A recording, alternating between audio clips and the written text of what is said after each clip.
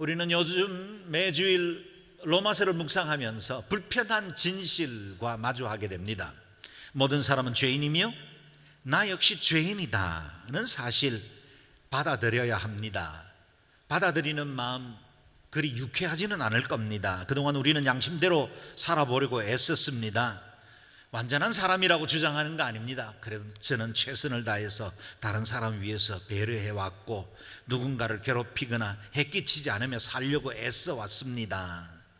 가까운 사람들에게는 좋은 성품 가졌다고 칭찬받은 적도 있고 나름 정직하게 살려고 애도 많이 써왔습니다. 그런데 저기 악인들이나 흉악범들과 같은 죄인으로 분류하는 것 억울합니다. 그런 마음 없지 않을 겁니다. 그러나 바울이 안내하는 의로우신 하나님의 재판정에 서면 우리 각 사람들이 죄인됨을 부인할 수가 없습니다.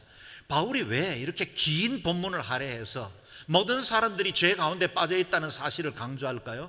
그것은 우리 모든 인류에게는 예수 그리스도 그분으로 말미암는 유일한 복음이 절박하도록 필요하다는 사실입니다. 그리스도의 복음 없이는 모든 사람들이 멸망당할 수밖에 없고 영원한 저주 가운데 처해 있기 때문에 그리스도가 필요하다는 사실을 깨닫게 하기 위함입니다. 우리는 지난 2주간 동안 2개의 법정을 거쳐왔습니다. 1호 법정의 피고인은 불경건과 불의함으로 하나님의 진리를 가로막는 자들이 피고인으로 초대되었습니다. 그들은 노골적으로 하나님을 부인하고 우상숭배할 뿐만 아니라 비도덕적인 삶을 살고 부끄러운 21가지의 불의에 참여한 사람들입니다. 유죄 선고가 마땅하고 그의 이의를 제기할 수 없는 사람들이었죠. 우리가 지난주일 묵상한 2호 법정은 그 피고인이 도덕적인 불신자들입니다. 그들은 스스로 도덕적인 삶을 살아왔다고 자부하던 사람들이죠. 때로는 다른 사람을 가르치기도 하고 다른 사람의 옳고 그름을 분별해 주기도 했던 사람들이니 나는 죄인과는 상관없을 것이라고 착각해온 사람들입니다.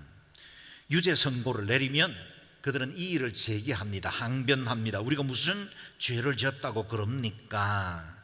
자신은 다른 사람들보다는 의로운 사람이고 나는 세상의 여러 사람들과는 다른 그런 도덕적인 삶을 살아왔다고 말하고 싶은 것입니다. 당연히 2호 법정의 논거는 그 다툼이 치열할 수밖에 없겠죠. 그러나 이 재판정의 조명이 점점점 밝아지면서 그들 안에 있는 모든 실체들이 낱낱이 드러나기 시작하면 그들 역시 스스로 죄인이라는 사실을 부인하기 어렵습니다. 내재되어 있는 악한 동기와 죄의 성품까지 다 드러나게 된 겁니다. 오히려 1호 법정 피고인들보다는 2호 법정 피고인들은 위선과 교만이라는 죄목까지 더 추가되게 되었습니다. 그들은 다른 사람들의 허물과 약점을 비판하고 정죄하면서도 자신에 대해서는 무관심하거나 아니면 그것에 대해서 너무 너그러운 이중적 잣대를 가지고 있었다는 겁니다. 하나님의 법정은 세상의 법정과 뚜렷한 차이가 있습니다. 세상의 법정은 증거가 명확해야 유죄 판결을 받습니다. 심지어 죄 지은 것이 너무나 분명한데도 심정은 확인할 수 있는데 그것을 물증으로 입증하지 못하면 처벌하지 못하게 되어 있습니다. 증거주의, 결과주의 원칙을 따르고 있기 때문이지요. 그러나 하나님 앞에서는 단 2 종류의 죄인밖에 없습니다. 드러난 죄인과 드러나지 않는 죄인입니다. 그렇습니다. 이 세상에는 죄인이라고 인정하는 죄인이 있고 죄인이 아니라고 항변하는 죄인 2 종류밖에 없습니다. 모든 사람이 죄를 범하였으며 하나님의 영광에 이를 수가 없었던 겁니다. 이제 우리는 제3호 법정으로 이동하게 될 겁니다. 2호 법정과 3호 법정을 잇는 그 복도에는 판결의 중요한 원칙이라 말할 만한 말씀 하나가 게시판에 적혀 있습니다. 읽은 후에 3호 법정으로 들어가는 것이 좋겠습니다. 12절 말씀을 읽겠습니다. 시작. 율법 없이 죄 짓는 사람은 모두 율법 없이 멸망하고 율법 안에서 죄 짓는 사람은 모두 율법대로 심판을 받을 것입니다. 율법 없이 죄 짓는 사람이 주로 2호 법정의 피고인으로 호출되었다면 율법 안에서 죄 짓는 사람은 3호 법정에 서게 될 것입니다. 하나님의 그 의로우심은 피고인이 누군가에 따라서 다른 기준, 판단을 가지고 그들을 대해 주십니다.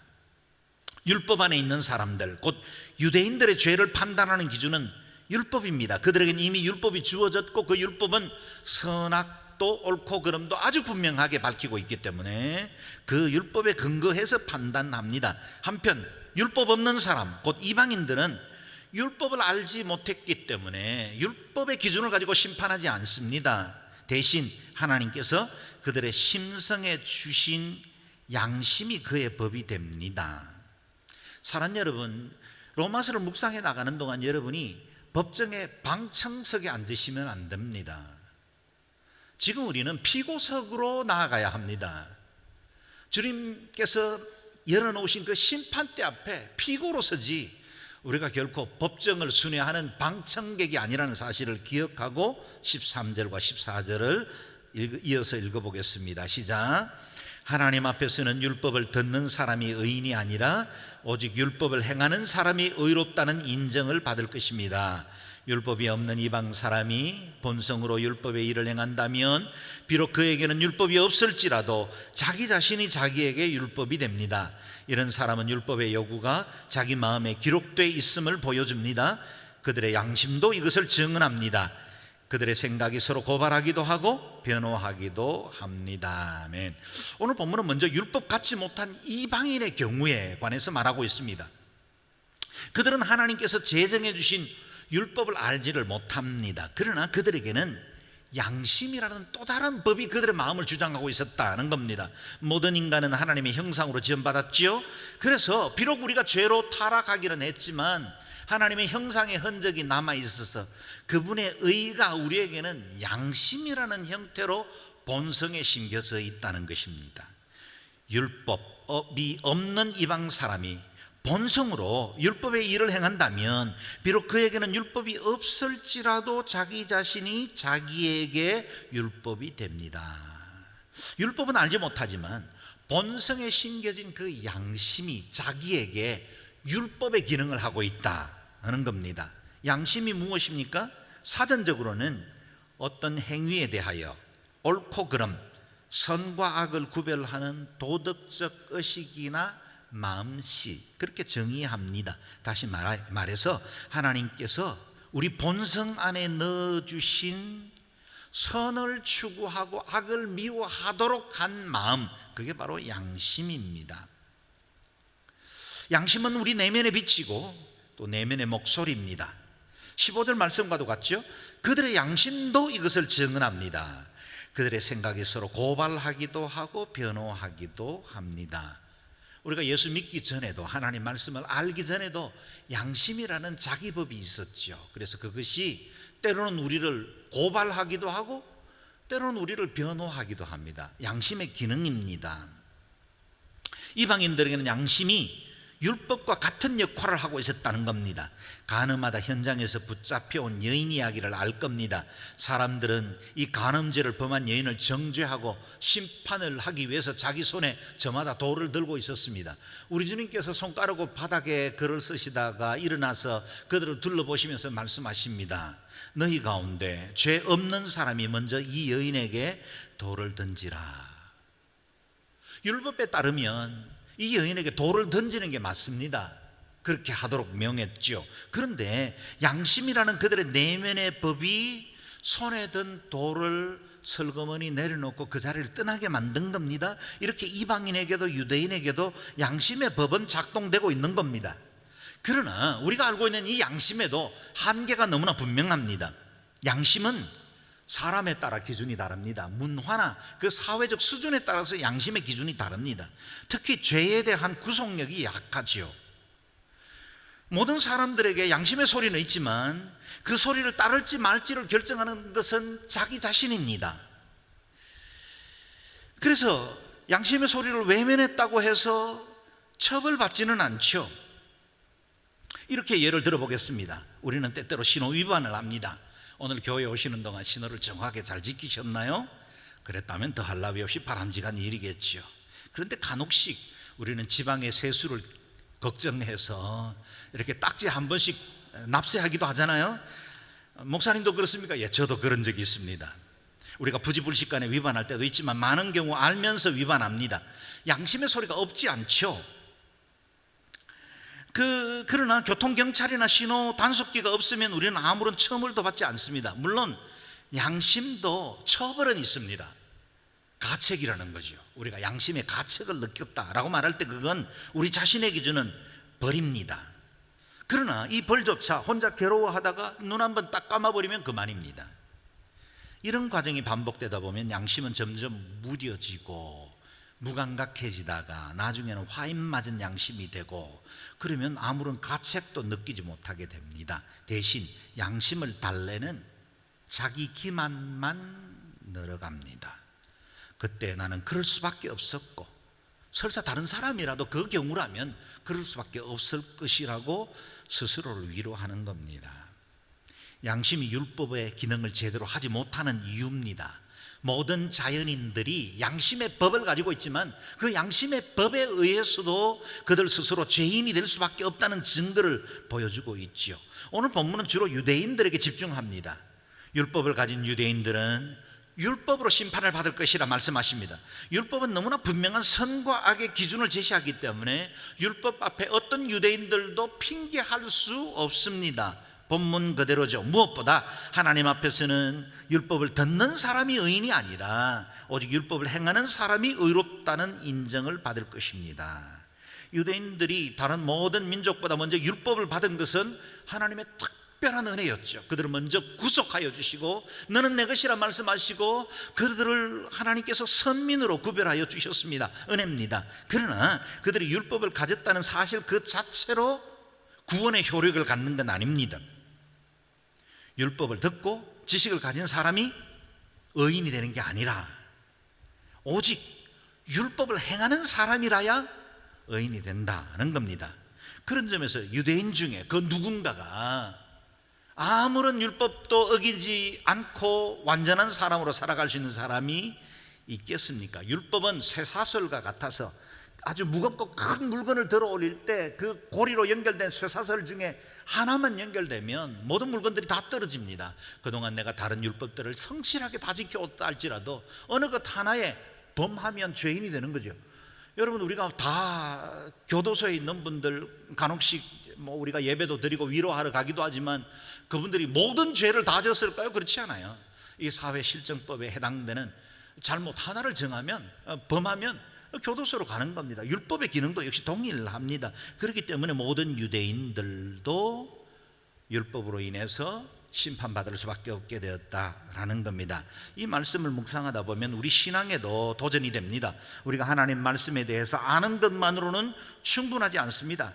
하나님의 말씀을 실행할 때만 온전한 믿음의 사람이 될 수 있죠. 예수님은 내 말을 듣고 실천하는 사람은 반석 위에 집을 세운 지혜로운 사람과 같다. 이 세상에 어떤 환난이나 풍파가 몰라쳐도 그는 결코 흔들리지 않고 견고하게 설 것이다. 그러나 반대로 말씀을 듣고도 실천하지 않는 사람은, 말씀을 듣고도 실천하지 않는 사람은 모래 위에 집을 지은 어리석은 사람과 같아서 큰 홍수가 나고 또 바람이 불어 세차게 내리치면 그 모든 것들이 다 무너져 내린다 하시지요. 야고보서 선생의 말씀처럼 말씀을 실천하는 것만 진정으로 우리의 믿음을 증거할 수 있습니다. 그렇다면 유대인의 죄는 무엇일까요? 17절에서 20절 말씀입니다. 읽겠습니다. 시작. 그대는 자칭 유대 사람이라고 하고 율법을 의지하고 하나님을 자랑하고 율법의 가르침을 받아 하나님의 뜻을 알고 지극히 선한 것을 분간할 줄 압니다. 그리고 그대는 스스로 눈먼 사람의 안내자요 어둠 속에 있는 사람의 빛이요 어리석은 자의 교사요 어린아이의 선생이라고 믿고 있습니다. 이는 그대가 율법의 지식과 진리의 교훈을 가지고 있기 때문입니다.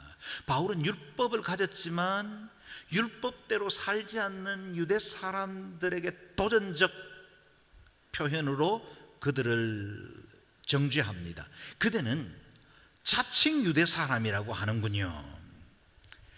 혈통적으로 보면 그들은 유대인들이 틀림이 없습니다. 자칭이 그렇게 불러도 괜찮습니다. 그럼에도 불구하고 바울은 유대인이라 자처하는 그들이 진짜 유대인이 아닐 수도 있다는 복선을 깔고 있는 거예요. 그들은 선민이라는 자부심이 대단했고 율법을 가진 민족이라는 자의식이 확실했습니다. 율법을 가졌으니 우리는 당연히 스스로 눈먼 사람의 안내자요, 어둠 속에 있는 사람의 빛이요, 어리석은 자의 교사요, 어린아이의 선생이라고 믿고 있었다는 거예요. 그게 유대인들의 믿음이었습니다. 믿음대로 살았어야죠. 실제로 그렇게 사는 것을 하나님은 원하셨습니다. 율법의 지식과 진리의 교훈을 갖고 있는 그들이기 때문에 그들은 마땅히 그와 같은 삶을 살아야죠 했죠. 그렇게 살라고 열국 중에 구별을 하셨고 제사장 나라 삼아 주셨습니다. 어느 민족에게도 없는 하나님의 계명과 율법을 주셨고 어느 민족도 경험하지 못한 엄청난 기적과 능력을 그들 민족은 역사 가운데서 경험했습니다. 그런데 그들은 결코 그 부르심에 합당하게 살지 못했다는 겁니다. 자신들은 율법을 가진 민족이기 때문에 눈먼 자들의 안내자요, 어둠에 갇힌 사람의 빛이요, 우매자의 교사요, 어린아이들의 선생이니 마땅히 우리도 의로운 자다라고 착각한 것입니다. 유대인들은 지나칠 정도로 율법에 예민하고 율법의 규정을 기계적으로 지켜왔기 때문에 당연히 우리는 의로운 자다, 선민이다 그렇게 여긴 겁니다. 그런데 정작 율법을 주신 하나님의 의도 그리고 하나님의 마음은 전혀 알지 못했다는 겁니다. 기계적으로는 계속 돌아가고 있는데 하나님과는 점점 거리가 멀어지고 있는 거예요. 여기 오늘 본문에 자칭 유대 사람이라는 말에 자칭 그리스도인이라는 말을 대입해서 읽으면 조금 우리 마음이 간담이 서늘해집니다. 그들은 자칭 그리스도인이라 하고 말씀을 의지하고 하나님을 자랑하는군요. 그렇습니다. 우리는 자칭 그리스도인임에 틀림이 없습니다. 그렇게 말해왔고 다른 사람들도 우리를 그렇게 불러줍니다. 그런데 우리가 자칭하는 이것이 진짜가 아니라 허구의 기반을 두고 있을 수도 있다는 의심을 해봐야 된다는 거예요. 내가 진짜 그리스도인이 아닐 수 있다는 사실에 대해서 도전을 해봐야 된다는 겁니다.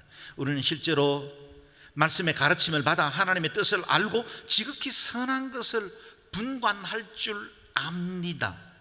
그렇다면 이렇게 묻지요. 우리가 알고 있는 대로 하나님의 뜻을 실행하며 살고 있습니까? 이 질문 앞에 어떻게 대답할까요? 또한 우리는 지극히 선한 것을 분간할 줄 압니다. 그렇다면 우리의 마음과 우리의 도모, 우리의 삶의 행위가 그 선한 것을 향해서 지금도 계속해서 그 추구하고 나아가고 있는가 하는 것입니다. 알고 있는 것과 그렇게 살고 있는 것은 다른 문제일 수 있다는 겁니다. 유대인들을 포함해서 오늘 우리 종교인들의 이중성을 고발하는 말씀이 이어지는 말씀이 나옵니다. 그들이 생각하는 자신과 실제로 드러난 자신이 일치하지 않았다는 겁니다. 21절에서 24절 우리의 민낯을 같이 읽어보겠습니다. 시작. 그렇다면 남을 가르치는 그대가 왜 자신은 가르치지 않습니까? 도둑질하지 말라고 선포하는 그대가 왜 도둑질합니까? 간음하지 말라고 하는 그대가 왜 간음합니까? 우상이라면 질색하는 그대가 왜 신전 물건을 훔칩니까? 율법을 자랑하는 그대가 왜 율법을 어기고 하나님을 욕되게 합니까? 기록되기를 하나님의 이름이 너희로 인해 이방 사람들 사이에서 모욕을 당하는구나 라고 한 것과 같습니다. 유대인들의 가장 큰 문제는 다른 사람들은 가르치면서 자기 자신은 가르치지 않은 것입니다. 말씀 압니다. 진리가 무엇인지 분별하고 있습니다. 어떻게 사는 것이 의라는 것도 알아요. 그런데 그것을 자기 자신에게는 적용하지 않습니다. 남들에게만 갖다 대는 저울이 되었다는 겁니다. 이 말씀 앞에 목사로서도 부끄러움이 많습니다. 설교도 하고 성경 공부도 인도하지만 제가 알고 있는 지식, 가르치고 있는 이 성경대로 살고 있는가? 그런 질문 앞에 부끄러운 것이 사실입니다. 며칠 전 아내와 함께 의료기관에서 건강검진을 받았습니다. 실제로 제 몸으로 느끼는 이상이 별로 없기 때문에 아마 건강검진 결과서가 날아와도 큰 이상은 없을 거라고 기대합니다. 그러나 건강검진 결과서가 도착하면 늘 제 기대와는 다른 수치들을 발견하게 됩니다. 콜레스테롤 가다나 체지방이나 지방간 수치, 늘 경고 수준입니다. 이명이 좀 오랫동안 되면서 청각 기능들도 많이 떨어졌습니다. 제가 우리 성도들과 대화하다가 여러분의 말씀을 가끔 놓칩니다. 나중에 아내가 그것을 알려줍니다. 그래서 혹 제가 엉뚱한 이야기를 하더라도 너무 노여워하지 마시고 목사님의 잔귀가 먹어서 그렇구나 이해해 주시기를 부탁을 드립니다. 그런데요, 우리의 영적인 건강 상태도 이렇게 측정 가능한 형태의 수치로 나온다면 얼마나 좋겠습니까? 내 신앙생활은 별 문제가 없고 기본은 잘하고 있다고 생각하는데 실제로 내 영성의 측정치도 동일한 결과가 나올까요? 하는 겁니다. 우리의 영성의 혈관에 세속이란 콜레스테롤이 쌓여 제대로 은혜로 흘러가지 못하고 있는 건 아닌가. 어느새 안일이라는 쉬운 신앙, 이지 빌리비즘이라는 지방간이 점점 심해지고 있는 건 아닌가.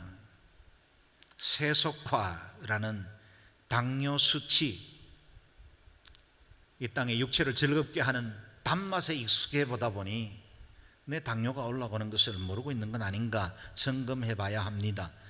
혹 세상의 헛된 소리로 이명이 계속되고 있지는 않습니까? 여러분의 영적 청각은 제대로 가동되고 있습니까? 제대로 하나님의 말씀이 들립니까? 제 자신의 육체와 영성의 건강의 점검과 함께 여러분의 영적 건강을 묻고 싶습니다. 이 여름이 우리의 믿음을 돌아보고 이제 팬데믹이 엔데믹으로 마무리되어 가는 이 과정 중에 우리 자신을 다시 점검해야 할 시기입니다. 올해도 지난 2년간 갖지 못했던 금요 성령 집회 7월 8월 동안 6주간 진행하려고 합니다. 여러분 휴가도 가셔야죠. 몸도 마음도 쉬어야 합니다. 그러나 무엇보다 우리의 영성의 건강검진을 해야 합니다. 전문가들에게 건강검진을 받듯이 하나님 앞에 나오는 길 외에는 우리의 영적 상태를 정확하게 파악할 수 없습니다. 다른 무엇보다 우리의 영성의 건강을 점검하는 시간들이 될 수 있기를 바랍니다. 바울은 유대 종교인들의 죄를 리얼하게 고발하고 있죠. 도둑질, 간음, 우상숭배 모두 십계명에 금한 것입니다. 모르고 지은 죄는 존재하지 않았다는 겁니다. 다 알고 있는 겁니다. 그들은 로마 땅에 흩어져 사는 유대인들이었지만 그들에게는 율법의 말씀과 선면의 도리 지켜야만 했죠. 그럼에도 불구하고 율법은 자랑하는데 율법을 어기고 하나님을 욕되게 하고 있었다는 겁니다. 그들이 가르치는 것과는 달리 도둑질하고 간음하고 우상의 물건을 훔치고 있었습니다. 이때 고발된 이 세 개의 죄가 도대체 이들에게 어떤 형태로 드러났는지는 성경이 말하지 않기 때문에 자세히 알지 못합니다. 그러나 우리 자신의 삶을 돌아보면, 저와 여러분의 신앙을 점검해 보면 아무도 이 죄가 바로 이런 것들을 의미할 것이라고 짐작할 수 있습니다. 우리는 하나님의 시간 도둑질하며 삽니다. 하나님의 은혜도 물질도 적당히 도둑질하며 삽니다. 예수 믿지만 하나님 사랑하지만 간음의 죄의 그 불꽃 같은 눈앞에서 숨길 수 없는 우리 자신도 부인하기 어렵습니다. 우리는 우상에게 머리 숙여 절하지는 않습니다. 그러나 이 땅에 우상처럼 우리의 마음을 지배하려고 하고 있는 많은 것들로부터 자유롭지 못한 채 살아갑니다. 그것들이 만든 질서에 따라 그 앞에 고개를 숙이죠. 우리의 시간과 마음과 우리 인생의 대부분을 그쪽에다가 드리고 있습니다. 우리 안에 있는 탐심이 우상숭배를 부추깁니다. 이 땅의 만몬과 세속적인 즐거움, 그리고 자신의 안위와 내가 가진 소유, 이것이 우상의 자리에 자리 잡고 있지는 않는가 하는 겁니다. 사랑하는 여러분, 우리가 말씀을 모르겠습니까? 우리에게 믿음이 없겠습니까? 신앙생활에 짬밥이 없겠습니까? 그럼에도 불구하고 우리는 이 같은 세속적인 죄들과 적당히 조우하며 사는 묘한 기술을 익혀버렸습니다. 우리의 이 같은 이중적인 삶으로 인해서 하나님의 이름이 이방 사람들 사이에 모욕을 당하고 있는 것은 아닌가 돌아보아야 합니다. 알고 깨달은 만큼 말씀대로 살아야 하는데 우리의 삶의 기준이 하나님이나 하나님의 말씀이 아니라 세상적인 다른 것들에 있는 것이 아닌가를 돌아보아야 합니다. 저와 여러분이 갖는 이 예배는 교양활동, 사회적인 어떤 멤버십하고는 전혀 다릅니다. 믿음에 바로 서야 합니다. 하나님 한 분 온전히 사랑하고 섬기는 자로 세워져야 합니다. 그러므로 율법을 가진 유대인 못지않게 말씀과 신앙을 가진 우리가 귀 기울여 하나님의 말씀을 들어야 합니다. 25절에서 27절 말씀 같이 읽겠습니다. 시작. 그대가 율법을 행하면 할례는 가치가 있습니다. 그러나 그대가 율법을 어기면 그대의 할례는 무할례와 같습니다. 할례 받지 않은 사람이 율법의 요구를 지킨다면 그의 무할례가 할례로 여겨지지 않겠습니까? 본래 할례 받지 않은 사람이 율법을 지키면 율법의 조문과 할례를 소유하고도 율법을 어기는 그대를 심판하지 않겠습니까? 아멘. 유대인들에게 있어서 할례는 하나님의 선택받은 백성이라는 특별한 표식이었습니다. 할례는 난지 8일 만에 부모의 손에 의해서 거행된 예식이죠. 나의 의지가 아니었습니다. 하나님의 일방적인 선택을 표현한 것이었기 때문에 유대인들은 할례를 선택된 백성의 보정수표로 여겼던 겁니다. 그러나 바울은 비록 할례를 받은 유대인이라 할지라도 만일 하나님의 율법을 제대로 지키지 않는다면, 하나님 말씀대로 살아가지 않는다면 무할례자나 다름없다고 선언하는 것입니다. 오히려 유대인들이 그토록 무시하던 이방인들이 율법을 제대로 지킨다면, 하나님 말씀대로 산다면 실제적으로 할례 받는 자로 여겨지게 될 것이다 는 겁니다. 형식을 따르는 것보다 진정한 변화가 더 중요하다는 의미지요. 우리가 가지고 있는 종교적인 여러 가지 활동들보다 더욱더 온전히 하나님을 사랑하고 믿음으로 살아가는 것이 중요합니다. 온누리교회 교인이라는 그 이름이 우리 자신을 보정하는 게 아니라 한 사람 한 사람이 정말 하나님을 사랑하고 예배하는가 하는 것들이 우리의 참 믿음을 증거하게 될 것입니다. 그래서 결국 할례 받지 않은 사람이 율법을 지키면 율법의 조문과 할례를 소유하고도 율법을 어기는 그대를 심판하게 될 것이라 하십니다. 그렇습니다. 만약에 우리가 하나님 말씀 앞에 바로 서 있다면 그 어떤 형식, 어떤 종교적인 직위를 가지고 있는 사람들이라도 그들을 하나님의 참 사랑과 진리로 판단하게 될 겁니다. 이런 일이 역사 속에서도 일어났죠. 우리 한국인, 미국인은 혈통적으로는 선민이 아닙니다. 그러나 예수 그리스도 안에서 믿음으로 변화받아 거듭난 이후에 하나님 말씀을 소유하게 됐고 언약을 중개하는 새로운 제사장이 되면서 유대인들의 믿음 없음을 판단하게 된 겁니다.